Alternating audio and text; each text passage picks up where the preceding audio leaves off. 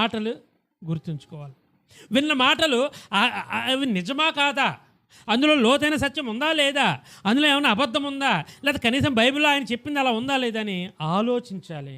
లేదా కనీసం నమ్మి ఇది దేవుని మాట, ఈ మాటలో ప్రభావం ఉన్నదని తోటి వారితో, పక్క వారితో, భర్తతోనూ పిల్లలతోనూ పంచుకోవాలి.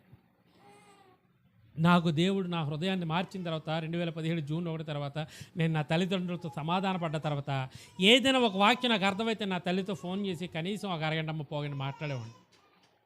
కాబట్టి ఆ మాటలు నా హృదయంలో నాటపడ్డాయి. ఒకరితో ఒకరు కాన్వర్సేషన్ ఈ మాటలు పంచుకోలేదు అనుకోండి, ఆ మాటల శక్తివంతంగా మీ హృదయంలో మారవు. మనం డైలీ భోజనం చేస్తాం రైస్, ఆ తిన్నదే మన గొంతులోకి ఎలా వెళ్తుంది, నమిలి నమిలి నమిలి పల్చగా ముద్దగా, అర్థమైందా, లోపలికి వెళ్ళి అది ఎలా మారుతుంది అంటే రక్తంగా మారుతుంది. తిన్న అన్నం ఏమవుతుంది, తిన్న ఆహారం ఏమవుతుంది, జీర్ణమయ్యి రక్తంగా మారుతుంది.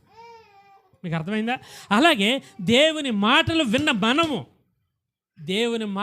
మనము ఇంటికి వెళ్ళిన తర్వాత ఆలోచించాలి. మనకు తెలిసిన వాళ్ళతో పంచుకోవాలి. నన్ను చర్చికి వెళ్ళాను, ఈ మాట విన్నాను అని చెప్పి మాట్లాడుతూ ఉంటే ఆ మాటలు ఎలా మారతాయంట, ప్రభావవంతంగా, శక్తివంతంగా మారతాయంట.